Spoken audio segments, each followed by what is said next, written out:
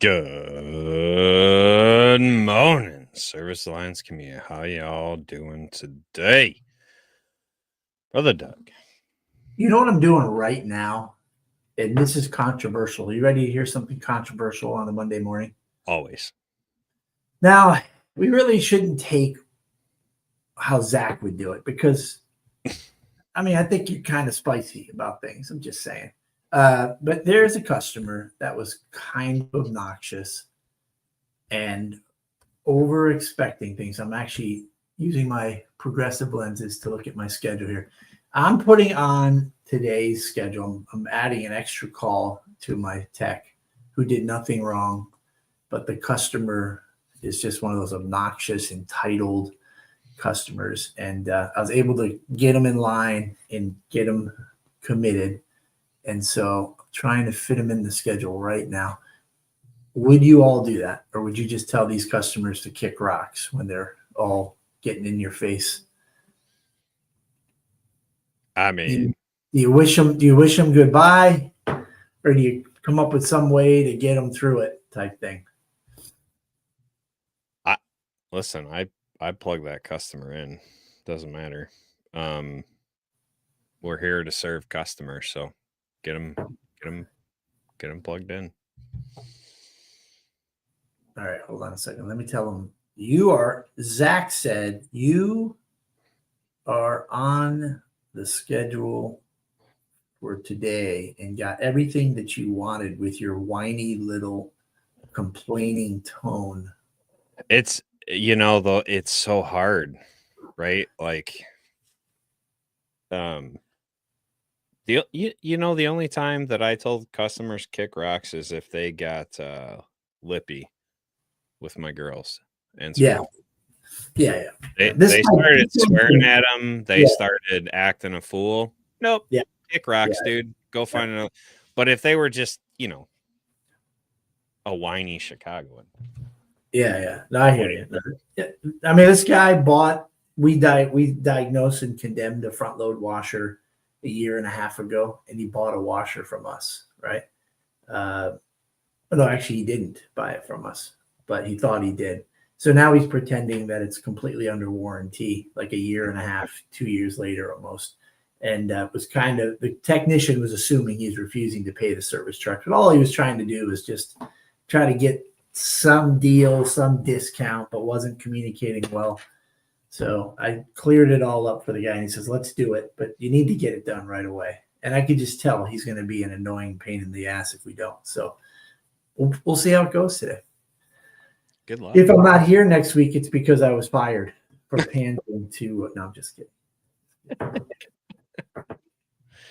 Oh man! All about relationships, man. Whether you're a relationship kind of guy or not, it's a relationship and mindset, and no matter what you're doing, Yeah, it's, and I mean that really lends itself to the topic of today, right? We're talking those membership plans, those plans that half the appliance guys in the world can't figure out how to do. Every private equity HVAC company, well, I won't go that salty yet. But chill out, Zach. No, it's a divisive topic for sure. But I think there are ways to do it well. I think there are ways to serve your customers well, and that's kind of where Doug and I are coming from today. If you're gonna do these membership plans, how do you do them and serve your customers well? What does that whole lead up look like from concept to implementation? How do you do that? It's such a huge and broad topic, and whatever, when we say service plan, what we all think could look very different and sound very different. So we have to kind of define things and understand things. But to your why, if you're doing it just to make money, then you already know that on our podcast, kick rocks. You're set up for failure already, right? If you're gonna do same day, next day service because you want to, beat your competitors so you can get the customer's dollars first, that attitude, that tone is exactly how everything is going to play down in your company. If there's any issue or complaint or problem, if it doesn't filter through, I need your money, then you're going to not be a great company. So why would you want to do them? It has to be part of your baked into your why and make sense. Otherwise, if it's about making money to sell your business, how do you think your employees are going to feel working for who's there just to grow it, to sell it, and that they're just a number? So it's a lot, man. It's a lot, Zach. Maybe we should talk about rainbows and unicorn. All right, let me open this. Well, no, we can't take the easy way out, Doug. No. Let me open us in prayer. Lord God, we thank you for this Monday. We thank you for this day in 2025. Lord, help us be grateful for what we have. Help us be good stewards of the things you've given us. Lord, help us learn how to be the best servant hearts we can to our family and our neighbors, to our community, to our customers.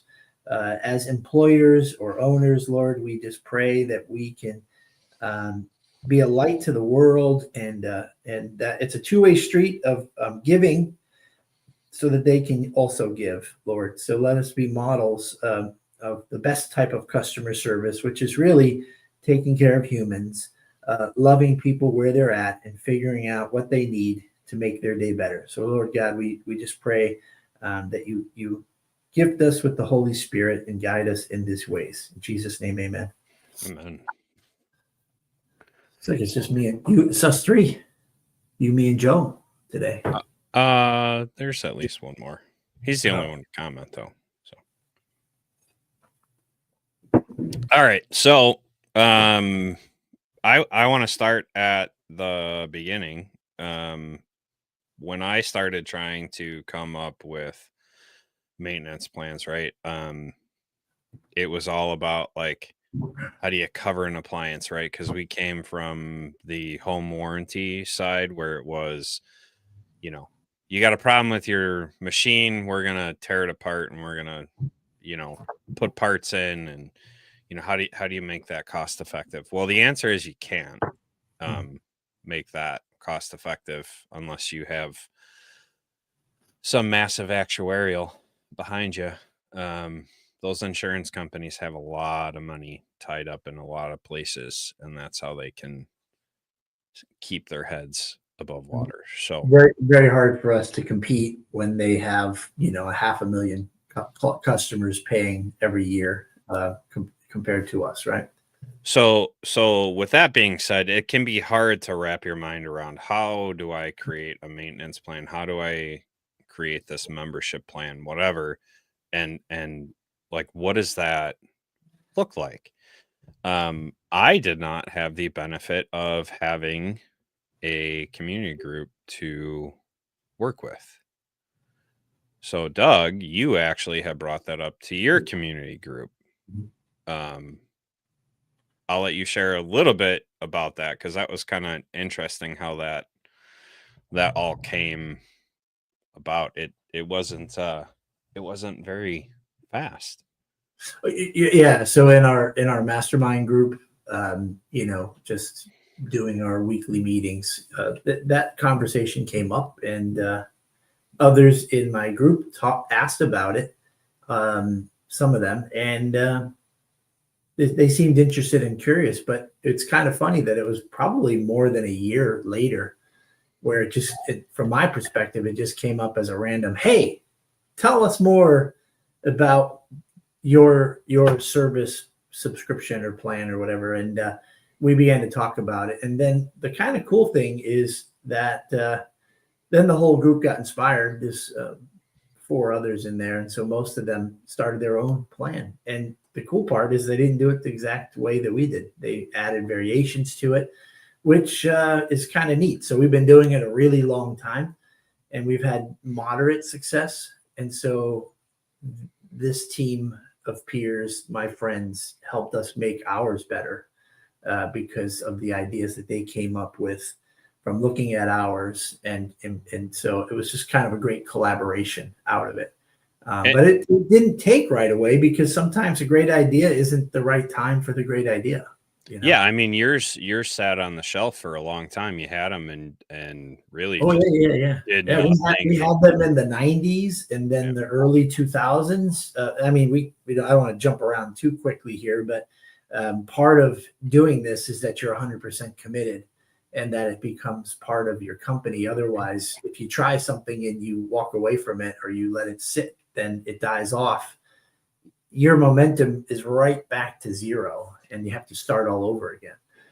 I think that was a perfect time for that because as you're creating it, you have to know that this is a long-term deal. If you're creating these membership plans like this, you got to be in it for the long haul and you got to invest some time, some energy, and such into it, right? Yeah, The, that the, this the this life, is a common sentiment. I want to hit this real quick. This is a common sentiment. Like I never even thought of doing it. There's a lot of people out there. Like when it came to me in 2016, 2017, I'm like, "What? What do you what do you no." And it took me a while to wrap my head around the concept. Well, listen, networking and brainstorming with people around the country. Thank you, COVID. I mean, prior to COVID, I think we used WebEx and we just did audible tech phone calls once a week.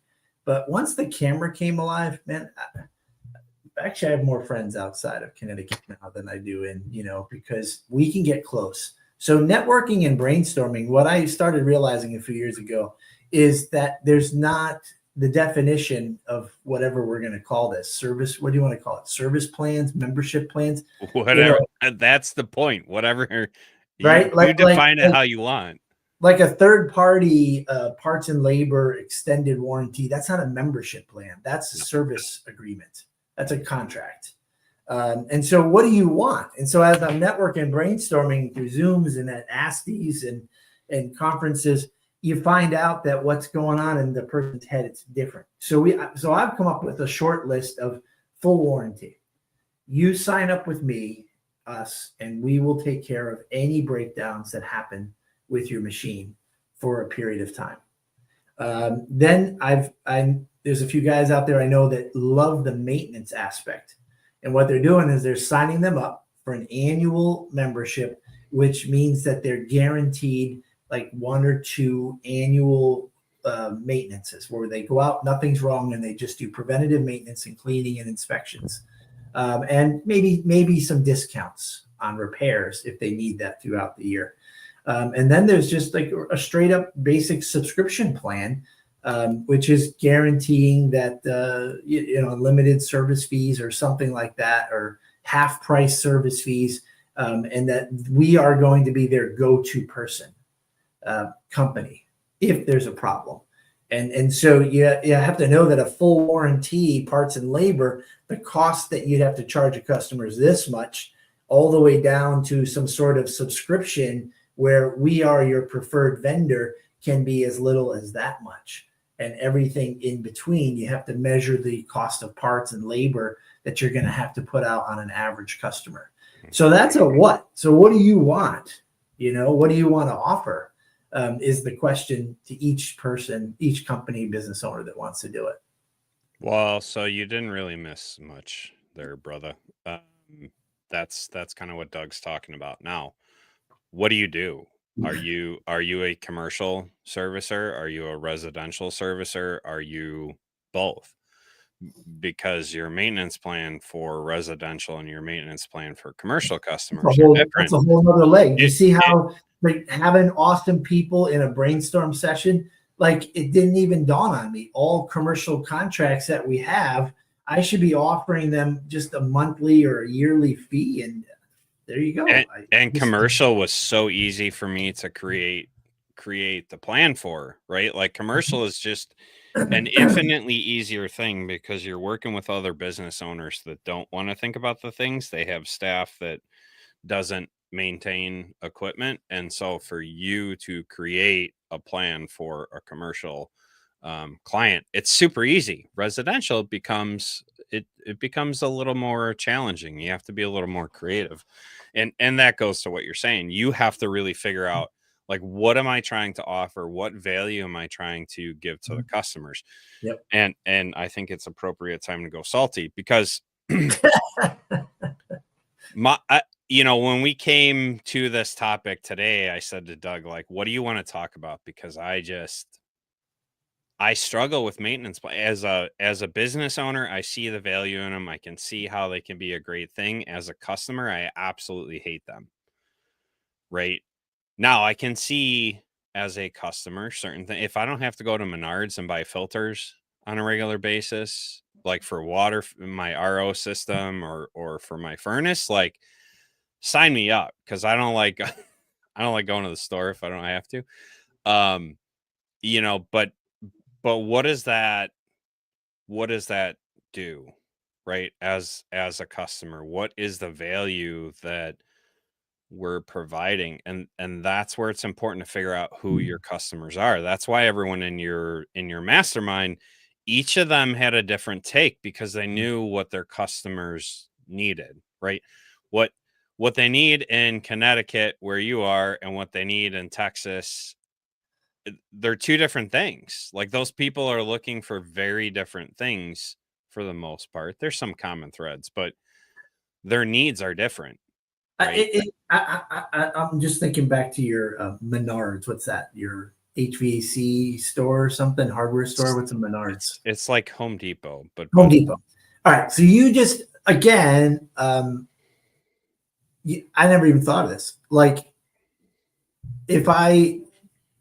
you're suggesting if they shipped you all your filters for your HVAC and your water system without you asking, you just knew they were going to pop up on a regularly scheduled time, and you're prepaying ahead of time or paying by the month or whatever you're doing, you would take that heartbeat.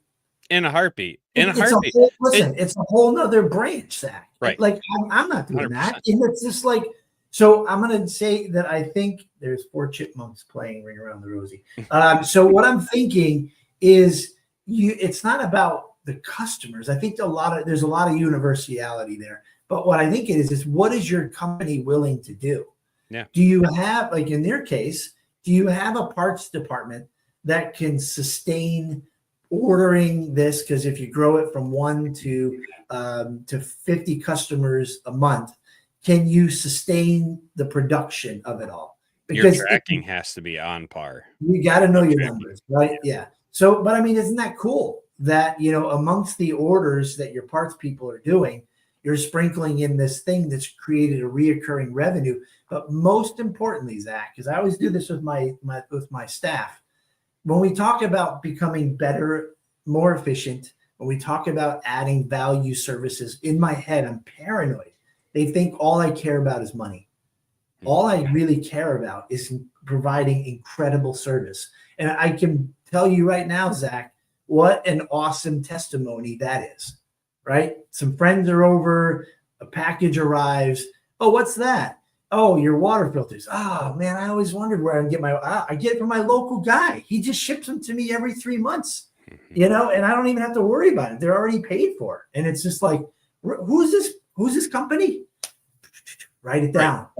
So it's not about the money per se. It's about, who are you as a company? What do you want to provide as services? And a lot of things we do really well. The idea that we can identify something that's a repeatable service.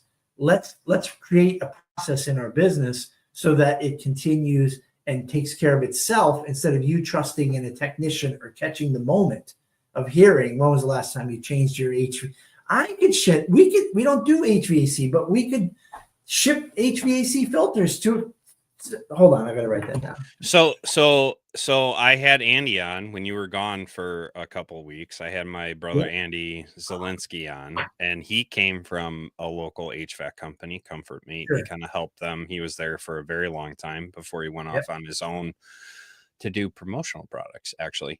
But they came up with the concept of like, hey, we're gonna do your yearly or every 6 month PM, and we're going to bring you that 6 months or a year of filters, or ship them, right? Yep. Like, which is easier. So they brought a filter with them for that. And that triggered the next box for the next year to show up. Sure.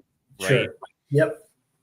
And so, you have to see where your customers are and what they truly need. So and we're kind of jumping around here a little bit, but so we've kind of figured out what we want to do.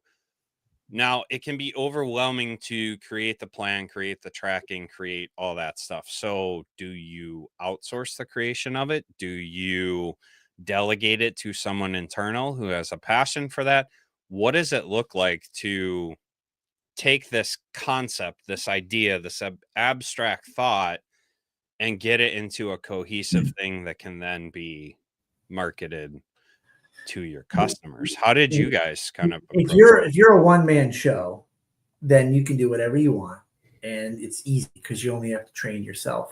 But as soon as you have one employee, now there has to be a layer of measuring and accountability that it's happening, because you can come up with great ideas, but if your one technician or your one CSR isn't promoting it properly, then it's not going to create anything for you. So that is the hardest part for sure, Zach. And I think just to kind of step back to why a little bit more, because why is what helps you get the buy-in from your employees.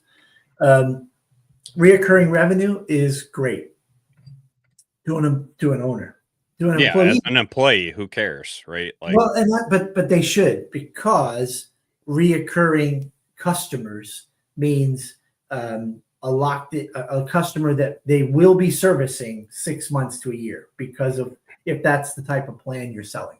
Like, for sure you have a guaranteed job booked 6 months from now.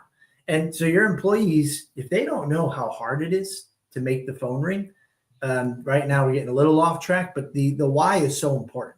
And so when you explain to them how hard it is to get momentum and to make the phone ring, or to lock in with the right contractors, third party, to get those calls, they need to know how important it is that they're great ambassadors, because it's not about that one particular service call today. It's about the service calls in the future. It's about saying, I want, Andy or Saul or Zach to come back. I like them a lot. They do great work. So that's part of the why, right? Because Google is getting really, really expensive. And well, not just really expensive, but they're tightening some stuff up, right? So they've created this whole thing where they're only going to feed the customers what they want to see, and it's not just about who pays the most to be in the map pack. It's about a lot of quality as a company, and so they're continually making changes. Not only are they making changes, but they break. I mean, there was like a 3-week period where people were like, where the hell are my LSA ads? What is going on? Right. What, I can't get the phone to ring. We're like collateral damage, Zach, to a war that's going on at the big corporate level. And you can just take Google out and put in whatever third-party service contract you. Well, it was the phone books back in the day. Yeah, yeah. It was, or even, how about this? Even manufacturer warranties. Yeah. They're fighting you on, and they're trying to get you out there at the cheapest rate. And all of a sudden, you're trying to figure out how to get their own guys out there, which that's right, because they're getting pushed back. So we're collateral damage to big corporations making decisions, and we're just at their whim. But could you imagine if 50 to 60% of the people that call you every week are your customers, reoccurring customers that are calling because they know who you are and they want you? They've got your magnet, they've got your sticker, they've got you in their phone. You're emailing them regularly to remind them that we're here. You're lining them up and locking them in with a subscription or a maintenance plan or a service contract on a particular appliance. Whatever you're offering, you're locking them in so that they don't have to think about and go find you somewhere where it costs money to find you. Right? Yeah, it makes a big difference. And so why that leads to better pay for employees, because you're not spending as much in these other areas to do things. If you do maintenance, Zach, and you're hiring new staff, right? You know what? A new tech, a green tech, he's got to worry about how he presents himself to the customer. Familiarity, walking or in their house. That's a weird thing if you've never done that before. Taking the machine apart, diagnosing it properly, finding the price, getting the quote, selling the job. There's so many components. Can you imagine bringing a green tech in that says, all you got to do is look good, smell good, sound good, introduce yourself, go on in, and here you don't have to diagnose anything. You just have to learn how to take the machine apart, clean the machine out, inspect it, call me if you need any help, and then writing receipts using software systems. So you're eliminating the high pressure of a diagnosis and a sale, and you get them to get acclimated with taking care of customers through maintenances and inspections. So there's a lot of good reasons for why, besides money. You know. Yeah, and you have to be able to convey that to your team, right? You have to be able to get that buy-in. Saul says it here. Can't get employees to contribute unless they view themselves like they own the company. And how do you do that? Yeah. You create these paths, right? Right. Yeah, and I think if you do them out of order, it can get done, but it can be painful. So number one is, first off, to get there, you have to prioritize it, which means if you're going to decide to make that in your top 3 of things you're going to work on that year, you've got to make the time. You can't go and promote it a little bit with your employees and then just put it on the shelf. And then a year and a half later, bring it back and say, hey, I think we're going to try moving forward with that, because what you're doing is you're potentially modeling to your employee, well, they're not completely committed to it, because I've heard about this for years now. So you've really got to prioritize it. And then you got to make it happen. And it doesn't have to be you. You can delegate this out. You can contract someone. You could ask an employee that's passionate about it to say, hey, would you be willing to take some time on the side? I'll train you. I'll pay you. Could you create your best first draft version? And then we'll collaborate and we'll make what we want it to be and why we want to do it and how we're going to deliver it. Right. So you're going to probably need some help with it, unless you've got all the time in the world, Well, I'm not the most creative person in the world, and that's why the project kept getting stuck. Yeah. Right. Like it died with me every single time we tried to create it until we got to commercial, and then that was easy. But creating it for residential, it kept dying with me. I'm not the smartest person in the room, right? But I can get around people who are smarter in different areas or more creative in different areas, right? And so what does it look like to do that? That's why that outsourcing, that's why that collaborating, whether it's through a community group, mastermind, conference, whatever, it's why it's important. That's why it matters. And you have to get the buy-in from the employees. It can't just feel like busy work to them, because if it feels like busy work, you're never going to get the buy-in. That's right. It just feels like, hey, you're just doing this just to make me run. Like, I'd rather be sitting on the couch. You have to sell the value to them as well as to your customers. If you're doing a membership plan, it has to create value for everyone, not just you, the owner. Right. And if it's only creating value for you, the owner, stop. Reassess, figure out a different way. Because if you're the only person getting value out of it, game over. You're not going to get customers buy-in. You're not going to get your team to buy in. Forget about it. That's right. So, for sure. I mean, how are your technicians getting compensated when they're going on a service plan opposed to what a COD would be? So you have to make sure you're covering all those holes and gaps when you're designing your plan. You have to decide, how are you going to pay your staff to perform the service? For me, the pressure's off the employee or the technician if it's not really a question of whether you repair or replace. It's you're going to repair it. It makes sense to repair it. And now the pitch is good. Like when we hire technicians that come from the warranty world, I have to spend a lot of time in our interviews doing the Tommy Mello approach. This is a sales job for sure. And what you did as a warranty guy is you had to come in very presentable, on time, do it right, and show them what you did and make sure the place looks great when you leave. And you're moving on.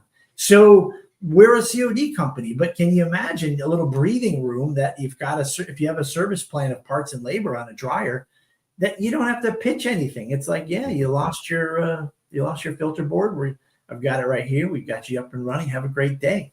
Yep. And you got paid. So you got to cover the incentives, but most importantly, you do have to get the buy-in.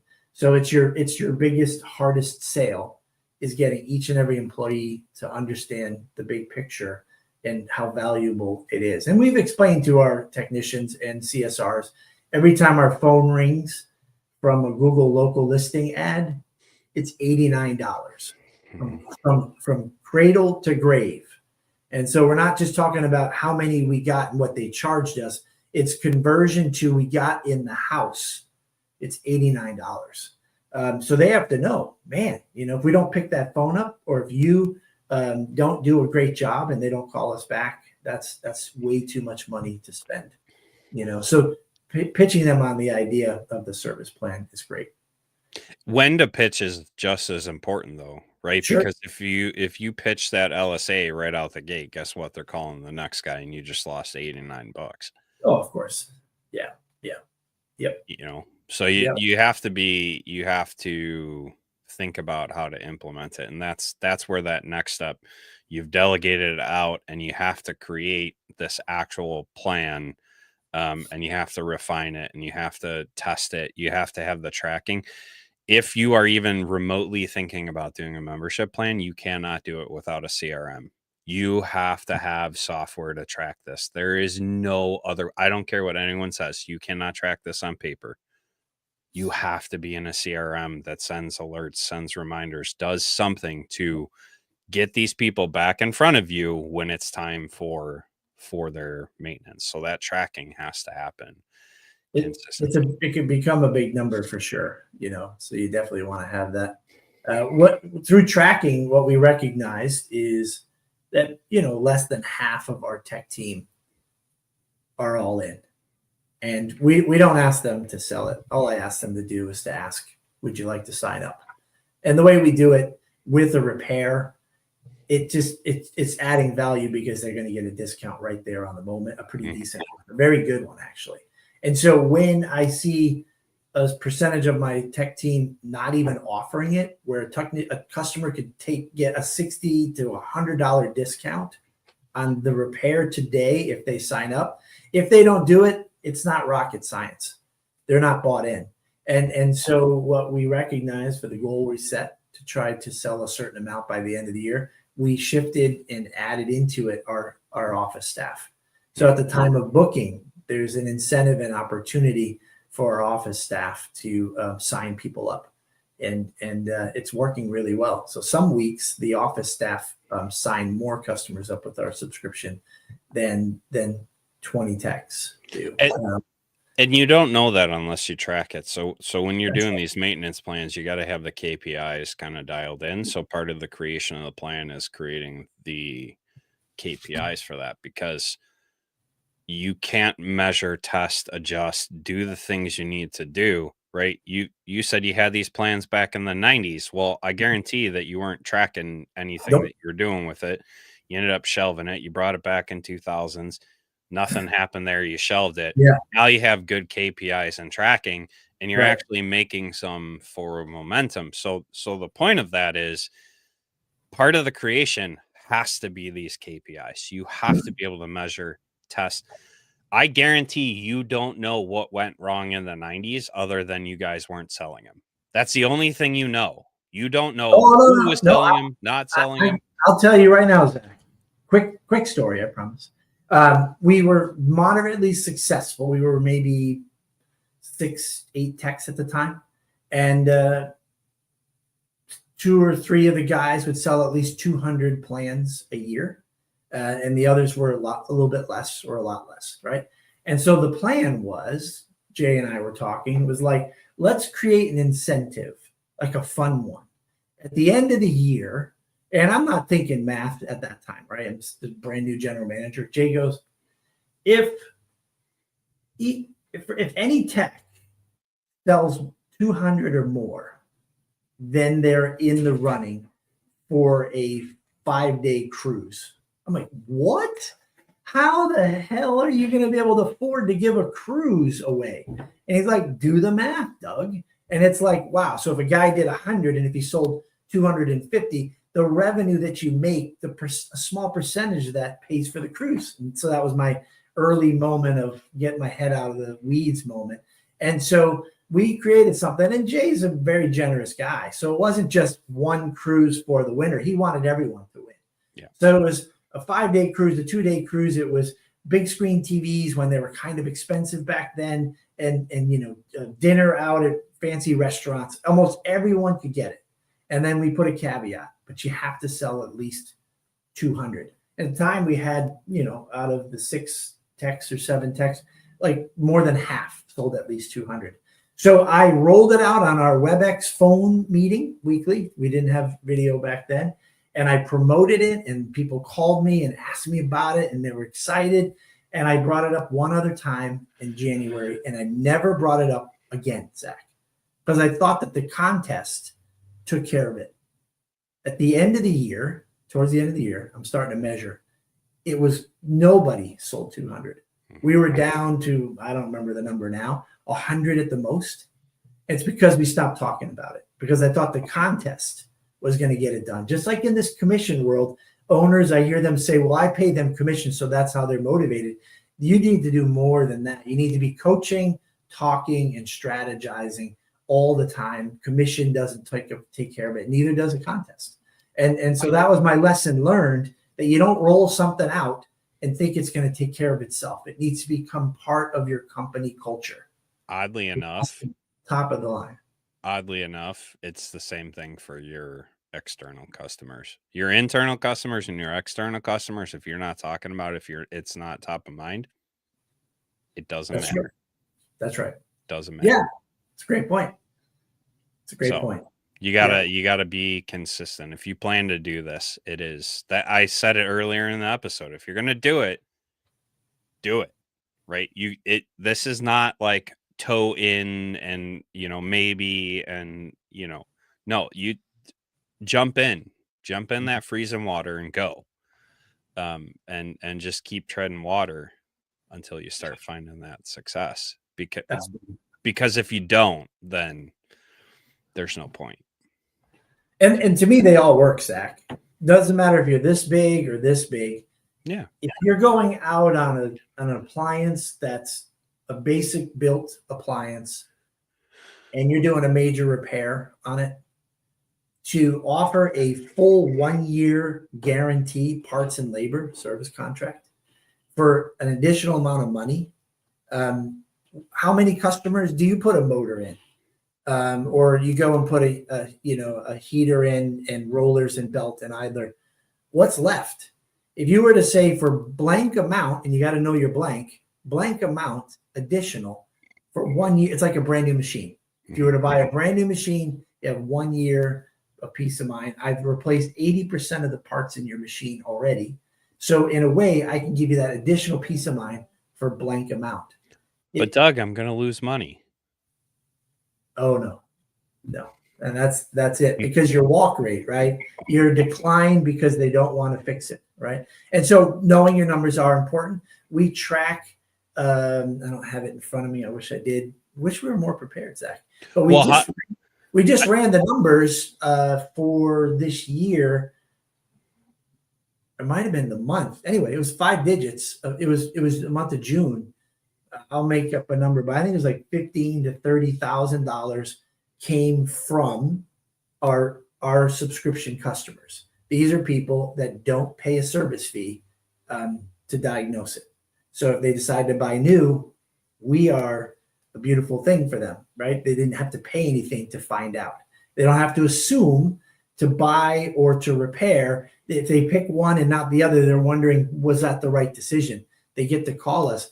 We had 5 digits in June of revenue that came from those customers, the subscribing customers. That's revenue for real. And if you divide it by how many calls we did, the average ticket was in the high threes, maybe low fours. Those are serious customers. They're not shoppers. They're not sure. They don't They're not playing the game of, I don't know if $100 is worth investing or not. And even though you tell them your service fee is 150, they're still thinking it's probably, they're in a frenzy state. A customer that's locked in with us, they're ready just to hear the news and to decide on what makes a good decision. So all kinds, you don't lose money if you're tracking it and you know the X number that you have to charge. Yeah.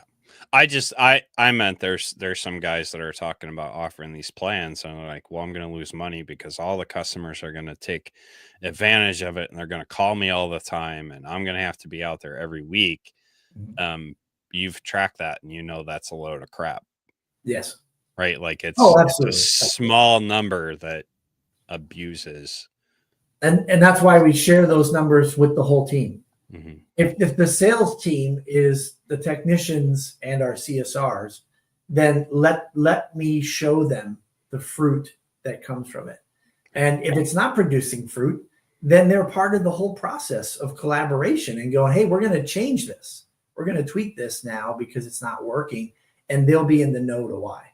Because I don't know if you guys have ever experienced this, but making a change because you need to, and you announce it, you share the process of how you do it now, man, oh man, it takes time to get a team, for us, a team in the high 30s to finally switch over to not do this, but to do that. But when they're in the know and the why in a meeting going, hey, guess what? This is the results of what we're trying to accomplish. Didn't work.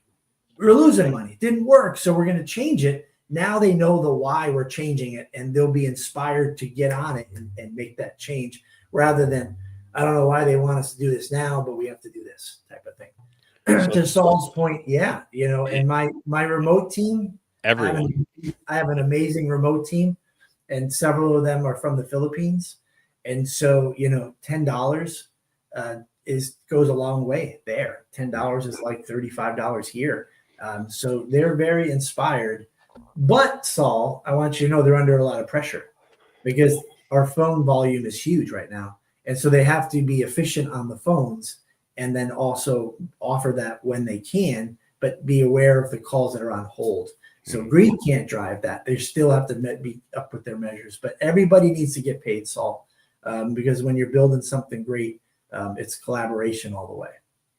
Yeah, that's Tommy Mello right there. He was kind of the king of figuring out how to incentivize every member of the team through different methods, and that's learning your team, right? This is all mindset. This is all leadership. It doesn't matter what you're planning to do in your business. You got to figure out the leadership piece, and it comes with incentivizing your team in whatever way works for your team. Because in the 90s, if you were incentivizing me with a TV, like I wouldn't have cared, right? Like but that's me. And so there's something to be said about understanding who's on your team and how to incentivize them as you create these plans. Sure. Really, it's honing your leadership skills. You can have a lot of fun with this, Zach. Oh, sure. I mean, it's like I could sit there at my desk and go, what the hell could I do to excite Zach? It doesn't have to be right. the TV or the cruise. What does that person need to be inspired? It's like time off. I'll give them time off because I've got enough technician staff now that my revenue is not going to drop. I can handle that, and all kinds of stuff like that. Or if it was going to cost me a little bit because you're off the road for me, Zach, I'm going to make sure that you're going on a trip on us somewhere, because you're going to take the time off and I'm going to make it really awesome for you and your family. And when you come back, when you're there, or hopefully when you're there and when you come back, these people care about me and they rewarded me for my hard work. And what they did was amazing. And so whether that is whatever excites you would probably not excite me, Zach. It's probably going to be riding a bike or hiking, which is the dumbest things you could ever do on your time off. Or like a beard spa, like you go to a nice hotel when they do something special with your beard and make it soft. And then your wife's excited that you have a soft, maintained beard. And then all of a sudden you have more children because that, well, anyway, like you can have so much fun with this by the incentive process, but the collaboration, because we can't do it on our own for sure. Right. And so like for now, lately I've been most excited that our CSR team has matched our technicians and sometimes exceeds them. And they really appreciate what we do for them. So. Awesome. Yeah. So coming up here pretty quick, before we get too far into the weeds, we are going to talk more in depth. TK will be leading the mastermind on July 19th. So just a short time from now, TK is going to be talking in depth on how to kind of create these plans, implement them, all that kind of fun stuff. So we'll be talking about this theme all week this week. And then TK is going to go in depth on the 19th in our mastermind. It's free for all access members, servicealliancegroup.com. You're not an all access member, go join and join the conversation on July 19th. Hopefully this little introduction has kind of helped you get the wheels spinning. I know Mike and Jason are back tomorrow talking more about this, but hopefully this little introduction just got those wheels spinning for you, and kind of helped you think of some ideas, think of some possibilities of implementing membership plans, service plans, something like that. So, and by the way, Saul,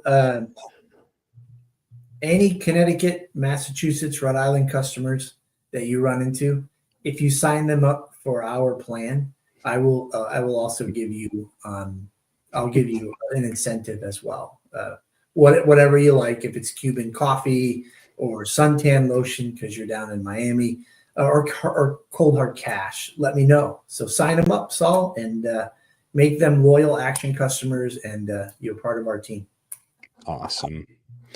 One last thing, appliancerepairconference.com. Join us in September in Las Vegas for the PSA conference. We're excited as Service Alliance Group to be teaching several classes, and we're going to be joined by some pretty awesome people. I just saw Hisense is going to be down there. My buddy Jesse is going to be down there teaching on behalf of Hisense how to service their appliances. We have an awesome speaker, Tom Howard, amazing guy. Really excited for the conference, September 22nd, I believe, to the 27th. It's a couple-day conference. So get your discount over at appliancerepairconference.com. Love it. Yeah. So Saul has a rather long comment. Can you add an upsell call script when calling customers after the repair? So follow-up is always important, right? You should have some SOP to follow up with customers, make sure everything went well. Don't just leave it to chance that your technician actually fixed the appliance and the customer's happy. Should be doing some follow-up calls. And to Saul's point here, add it in as a third chance to sell them on your membership plan. It's a great time to do it in that follow-up. So, yep. All right, guys. Well, we are going to head out for the day. We will see you next Monday on the morning grind. Again, Jason and Mike are back tomorrow talking more about membership plans. Catch you next time, guys. Have a great week, everyone. Thanks for tuning in to the Morning Grind podcast by Service Alliance Group. Subscribe to our channel and make sure you visit our website at servicealliancegroup.com for appliance repair business resources.